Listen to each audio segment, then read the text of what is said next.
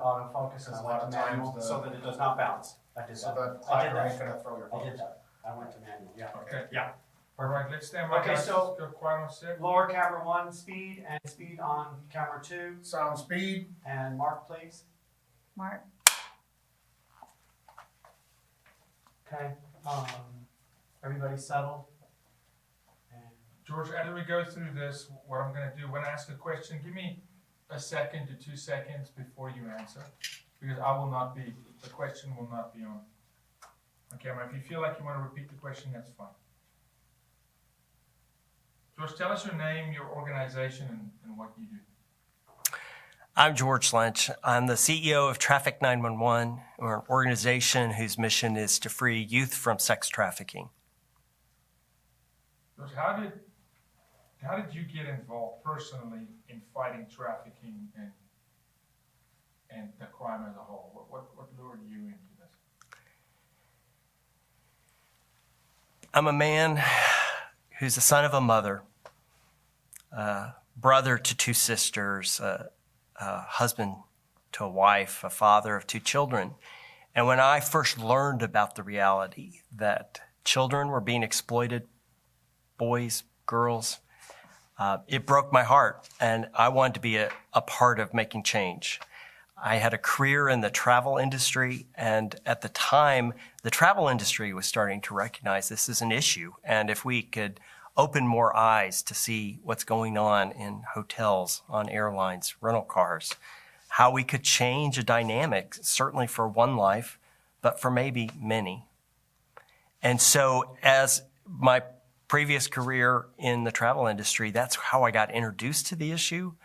And then as I learned more about it, I wanted to be a part of being a frontline player and helpmate in changing this trajectory for youth, but particularly for our communities as well. So since that time, George, how long have you been actively involved? Well, I joined the board in 2012 and was a volunteer learning about this issue and recognizing this organization had this unique pivot of working with law enforcement and district attorneys and seeing the system that it took to actually do the recovery and prosecution, but a role for an NGO that could come in and be a helpmate. And that, I said, wow, I like that.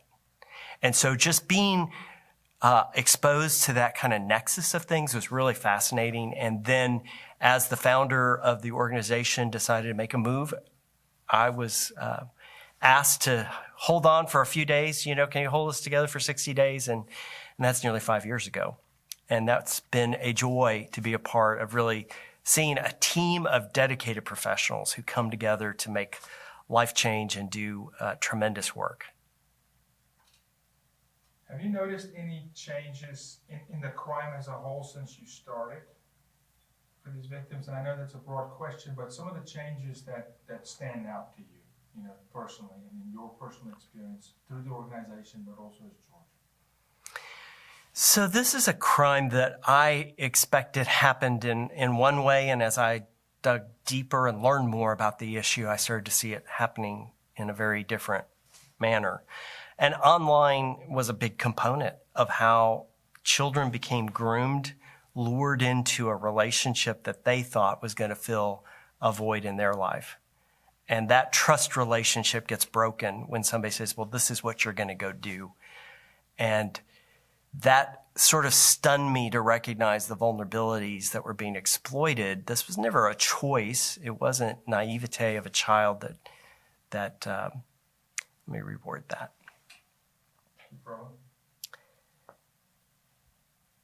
Give me the question one more time, if you would. Some of the changes you've noticed in the crime, both in the organization, but also personally since you started. I think as I've grown to learn more about how a youth becomes exploited, it's expanded my eyes to see that the vulnerabilities that are preyed upon are not kind of at that baseline of Maslow's hierarchy of needs of food, shelter, comfort, but it scales up to that felt need for safety, the need for belonging, ultimately self-worth. And so a child from any socioeconomic, any racial background is open to being exploited because those are needs that exploiters know how to exploit. Vulnerabilities, exploiting. And so they use online means, our social media dynamics of wanting to be seen and heard, kind of an innate human nature, has kind of been exacerbated. Our human need to be seen and heard has really been exacerbated by social media. And the ability to create a presence as a 12, 13, 14-year-old, create followers, judge my worth perhaps on how many likes I got on my post, drives this desire to then be seen and heard, and people are out there looking to groom and to create relationship with somebody who's got a heartache and they got a hole in their heart. And I, as an exploiter, might say, boy, I think you're handsome, beautiful, wonderful, whatever. I can relate to that heartache of being a 13-year-old. And as that is validated, this youngster starts to think this person has all good in store for me. And really, they're just working to bring a kid into a place where they can exploit them. Some of the toughest challenges you faced as an organization, what would those be? Could be judicial, legal, financial, or follow through on cases, but what are some of those things that come to mind for you? You know, some of the challenges of a team that's sold out to this. I mean, number one is self-care, taking care of themselves. A team that's got to be ready for a crisis response call in the middle of the night has to be equipped with time for them to be filled up in themselves, the rest, physical, the emotional and intellectual rest, the spiritual rest. And so just seeing our team and recognizing, boy, we got to protect the front line who's going to be there for these youngsters, because that's where real change happens, is through relationship. So I worry much about making sure our team is equipped. There are challenges for teammates that are going into sometimes dangerous situations that I worry about the risks for them, for the children we serve, and for our organization. We are fortunate to have really great partners where there is some vulnerability and the ability to talk about these dynamics and issues, and seeing partners going, okay, we get it. We lean in. We're going to help. Let you divert if that's what you need to do. Financial is a part of this. This is a business. The trafficking of human beings is an exploitation of relationships. And so what research is now proving is that these broken relationships get restored by virtuous relationships. So having a youngster that gets a virtuous adult that comes alongside with no shame, no judgment, just says, you're worthy, and I'm going to invest time. I'm going to break bread with you. I'm going to spend time going bowling and doing the things that teens want and need to do, all the while with a strategic view of saying, how do we advance your life goals, your missions, and help this youngster find themselves? It takes people. And so people, as we all know, take resources, because we want to provide for the families of people that are willing to step into this work, make sure that they're able to meet their needs. So fundraising is always part of the game, and it's great to have partners that will say, yeah, we get it, and valuable work is worth investing in. Some of these victims until they're survivors, but some of the victims that then become survivors that you guys interact with, can you highlight some of the commonalities? Although there may be a different geography where they pulled into trafficking, but surely there are some things that you can highlight that are common behavior by the oppressors. What are some of these common things these kids experience?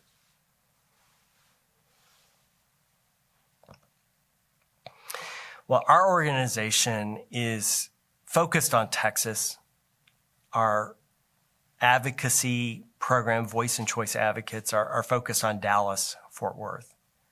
We're really embedded into the Dallas County and Tarrant County programs and collaborations and moving north to other counties as well. And the thing that is a common element is that this is not a crime that stays in one jurisdiction.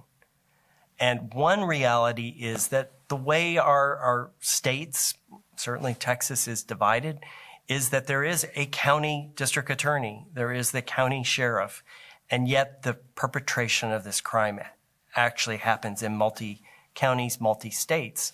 And so there is this greatness of having partnerships across county lines, across state lines, and having collaborations so that we can be a helpmate of connecting dots for the people that are going to fight for justice.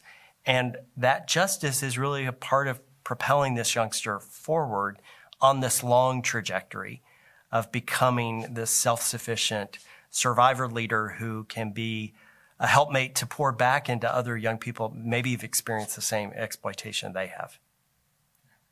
Just going to take a quick pause. One of your buttons came undone on your shirt. Second one down from the top. Okay, I'll just do that one. And then we're going to continue. Okay. Still rolling. Still rolling. Did that answer your question? Yeah, It did. yeah. And I'm going to come back to it Okay. in a little bit. Measuring success is so hard, especially in this field. How do you guys measure success? What is at Traffick911? What does success look like? Well, part of the measurement of success is definitely outputs.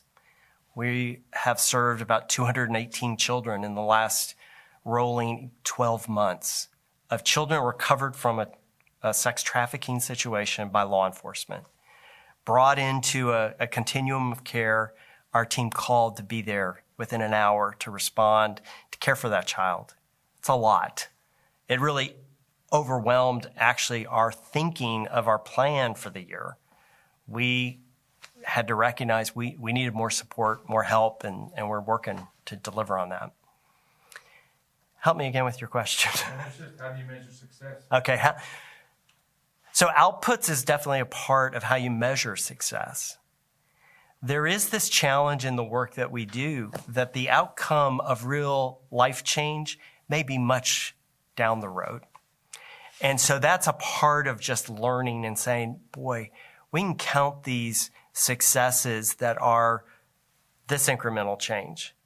Yes, they may come back 2 steps, but then they went forward 3 steps. And being able just to celebrate some small things and recognize we're in this for the long game. Our goal is to build relationships that as long as that client wants to be connected to their advocate and our organization into their 20s, boy, that's really where we want to be. So a 10-year, 13-year relationship, that's a part of this kind of being the support and helpmate to help somebody really sustain life change. Are you seeing some of these victims trafficked again? Unfortunately, this is a criminal activity that lives on recidivism of the criminal perpetrator, but also the victim being caught in this trauma bond with their trafficker. And they have fallen into the belief of the lies that have been fed to them from an early stage when they are very vulnerable as a youngster and having needs in their lives. They believe this person actually loves them, has a long-term plan for greatness for them. And yet that is a lie. And so children will often, the way many kids that have been traumatized have dealt with hard things in their life is to take off. Running away is the one coping mechanism that's been a consistent element for so many of them. And so when they find a tough thing, maybe some standards at a place that is going to be a helping growth placement, a residential treatment program that would be so awesome in their life, but because they hit a bump, they have a transaction with another child at this home or a staff member that doesn't go the way that kid wanted it to go, their response is to run. And so unfortunately, we've probably had 45 children just in the last few months that have been recovered That doesn't even include the children that have been re-recovered because they have been back out and being re-exploited. And, our heart is to say, boy, this is going to be a long journey. We're a safe place to come back to. No shame. It's not our job to go back through that. Investigators are going to solve that side of the equation. Ours is to say, okay, well, what's the next best step to take forward in the right direction with that youngster? George, in your opinion, from what we call the pimp's perspective, the oppressor's perspective, do they know this? They know that there's a potential of relapse on the child. They know the hooks they have in the child. I mean, do they keep prowling? Do they keep track of that child or try to? So there's an investment that a trafficker has made relationally, cash outlay and in gifts and things, the mind control that they've worked to sink their hooks into this young mind. And so there is a sense of ownership. It's property. And I'm going to reclaim mine when it's back in the free. And so this, not only does a child's confusion add to this, there's an aggressive ploy of a trafficker to go regain that asset as they think of them, because they're lining their pockets with the work of this child, and so they want their asset back. At Traffick911, are you guys getting assistance from the Fed? Is there federal support for the crime as a whole, and is there support for your organization? Yes, I think we're fortunate to be in a nation that really recognizes this at a federal level, state level, local level. And we're seeing it here really manifest in local support. Traffick911 is honored to be a steward of dollars that come from the Victim of Crime Assistance Fund, which is dollars that come from the pockets of perpetrators of crimes against persons. So fines, penalties, asset forfeitures gets recollected up at a federal fund, and then each governor in each state gets to put it out to help victim agencies such as ourselves meet some of the needs that we need to be able to provide the resources of not only staffing, but emergency materials and toiletries and clothing for youngsters, but also the mileage reimbursement for our team to travel all over a large geographic area, because relationship takes face-to-face as well as social media and phone calls. And we're happy to have that support, and it's very vital. Next question, George, is going to be a two-part question. It's the current state of the laws in Texas, where you are, and are those laws being enforced in the different categories, the pimp, the John, the buyer? What is your view of laws today and the enforcement of them? I think we are very fortunate to have some great laws on the book that really do protect trafficking individuals. But we're growing as a community in each pocket of every community to really understand and to look and see a situation and go, that's not just a bad kid, that's an exploited kid. Let's shift that mindset. And we're watching it happen right before our eyes. And in the last couple of years, really standing alongside an organization, the Dallas Police Department, that was fast and early to this thinking.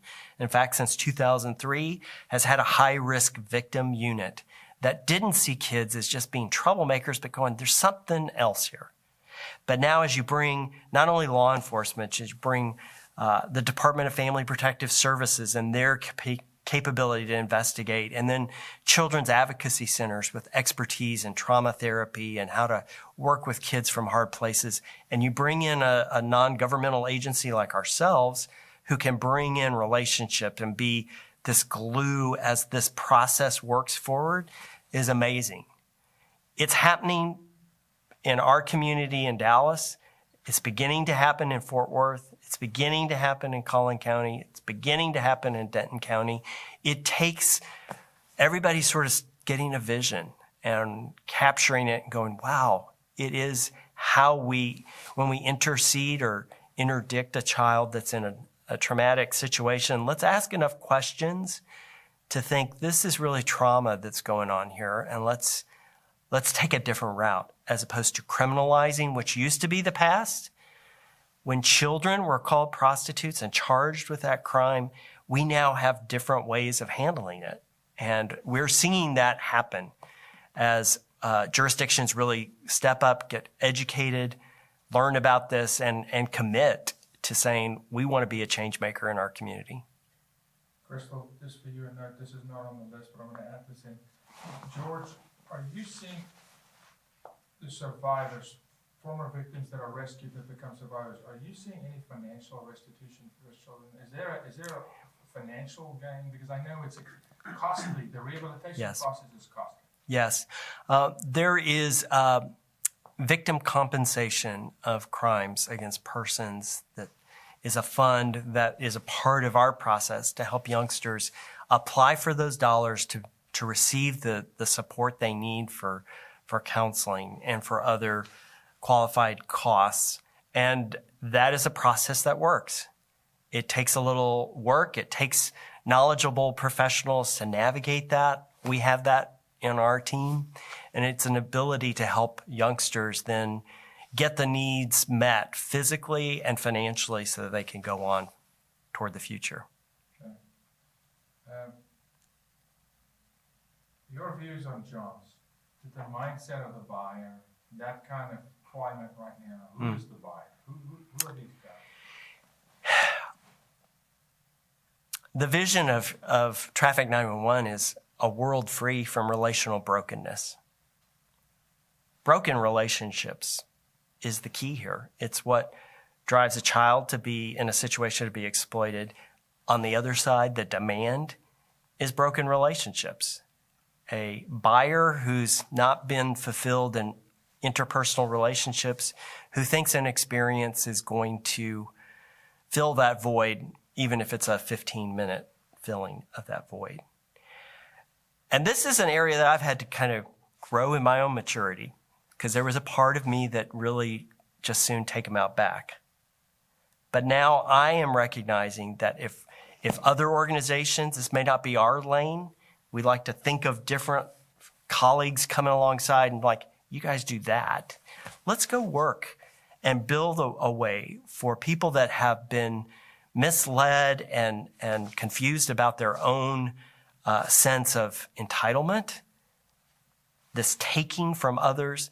Instead, recognize this beautiful gift that love and sex is in a committed relationship. Let's honor that, esteem that, so that that becomes a goal for everyone to have in their lives. You answered my next question as well, kind of what the mindset that leads someone to get there. So why does that lead into why this is happening? Is it as simple as that? Or could it be that it's trauma to that individual, early sexual encounter for that individual, and then we lead into how pornography plays into this, which I know Traffick911 Right. does so much work. I think it is a very complex cultural dynamic of a culture that really elevates youthfulness, looking our best, being young, a mindset for men that I know I was trained in, that men get to take what they want, and recognizing that leads to just constantly trying to stuff a void in your own life when you haven't worked on the hard stuff on the inside, and become a leader of your own heart and help find self-control in your own life so that you can step away from being a taker and become a giver. There are so many layers of trauma in our world, certainly those that are exploited, but those that are exploiters have endured much. Hurt people. It is a dynamic that is a reality. And so if I've experienced much in my life, I might be more easily turned into somebody who sees little worth in somebody else because I've experienced somebody telling me that very same thing. Does pornography have a direct influence?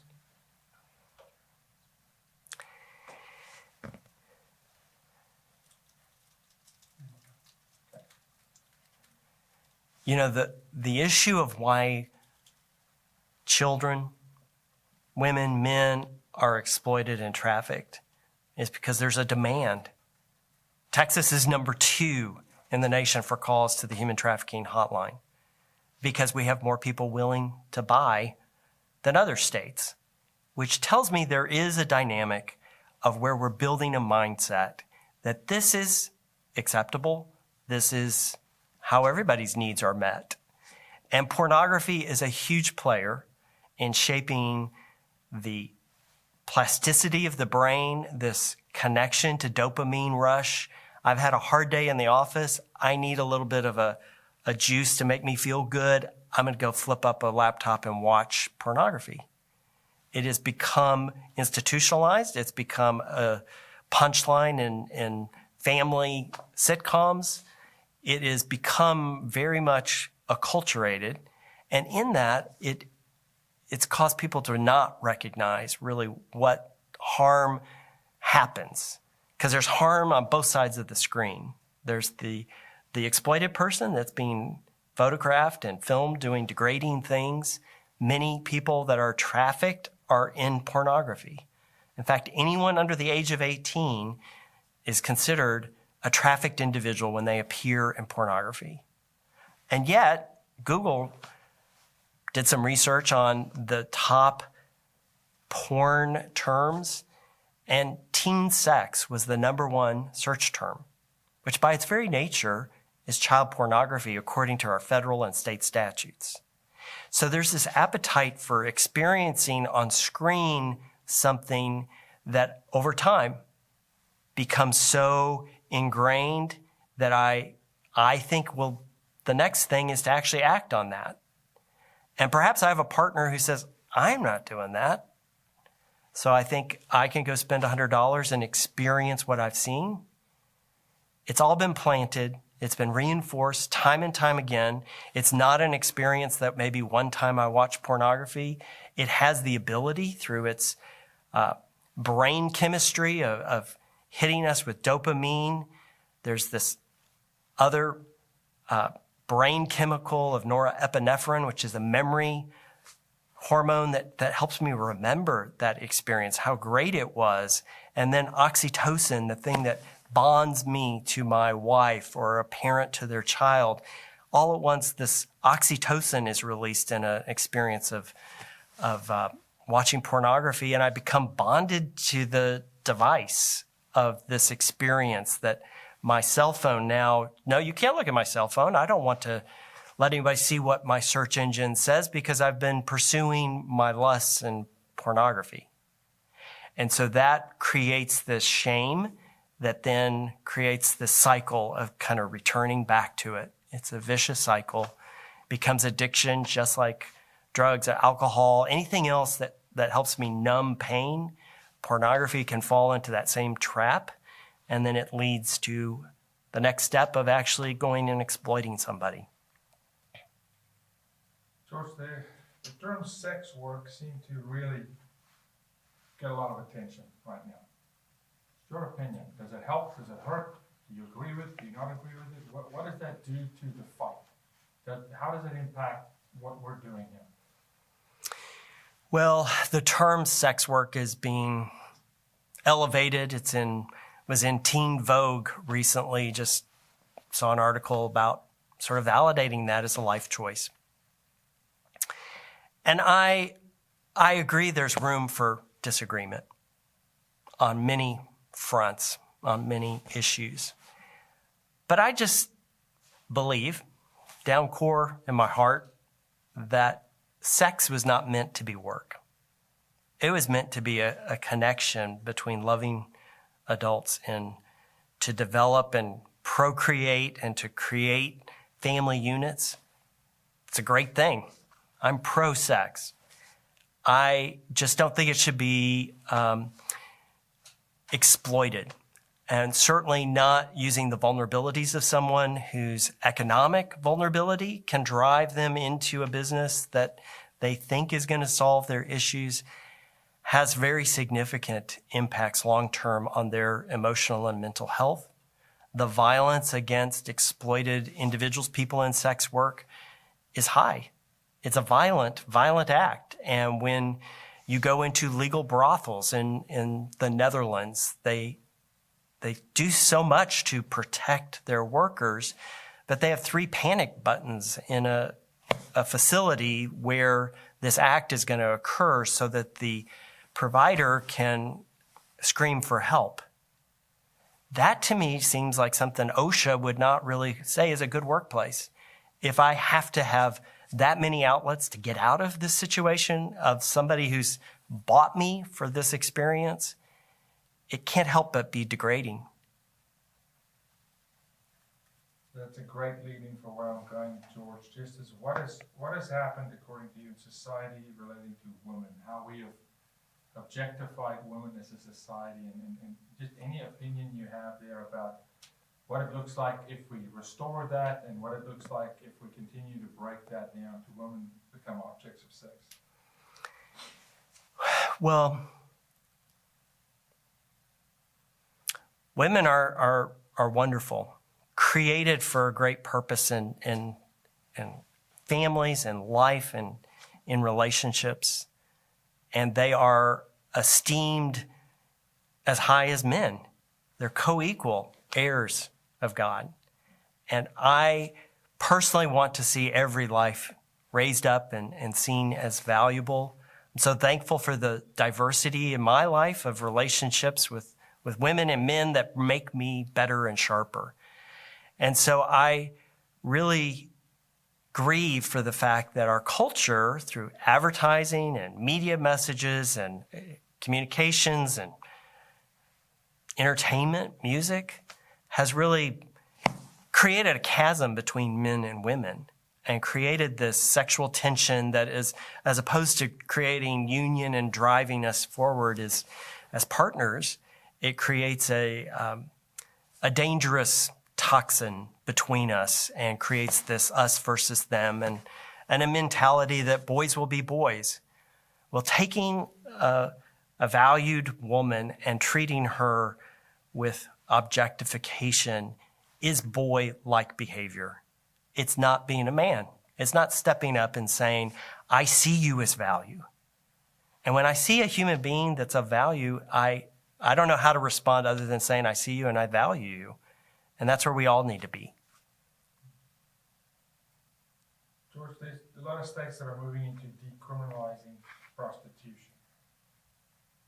Can you tell me if there would be a direct impact at decriminalizing a prostitution act north of 18 years of age? What does that do to the minor? How would that impact, according to you? Would it benefit your work? Would it harm it? Would it enable a trafficker to be more of a vigilante? I mean, how would that, if that does come to pass, what would that be? Well, decriminalization is sometimes discussed as a panacea. Well, this would solve this. It would take people out of harm's way. But what it actually does, and I know this from survivor leaders that I've come to know that have worked in decriminalized organizations and counties in Las Vegas and outside of Las Vegas, and the exploitation, the degradation, the coercion that happens in those environments is not solved by making it legal. It is the essence of the act that I think that my gratification is greater than the worth of a human, that I should pay for them to do what I desire and want, does not seem easily solved by decriminalizing. It's a mindset. It's a cultural perspective on humanity that decriminalization does not solve. This is not a question, but more an invitation for you. Is there anything that you want to represent on behalf of Traffick911, or at the end of my questions, as to just something that you feel you would like to highlight, or something that I didn't ask that you feel like you'd like to address?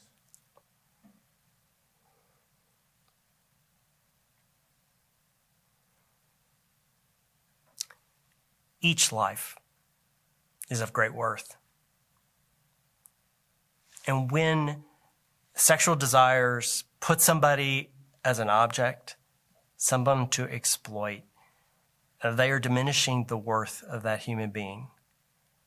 And as an organization, we stand on the side of elevating lives, of seeing a world free from relational brokenness through a mission of freeing youth from sex trafficking.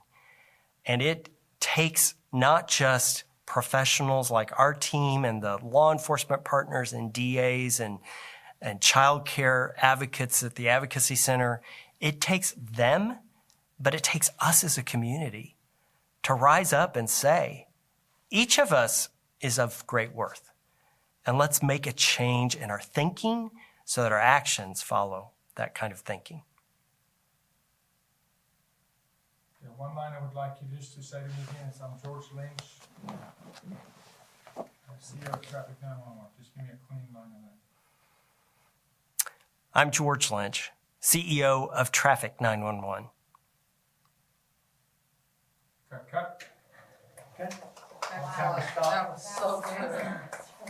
Very good. Thank you, George. Wow.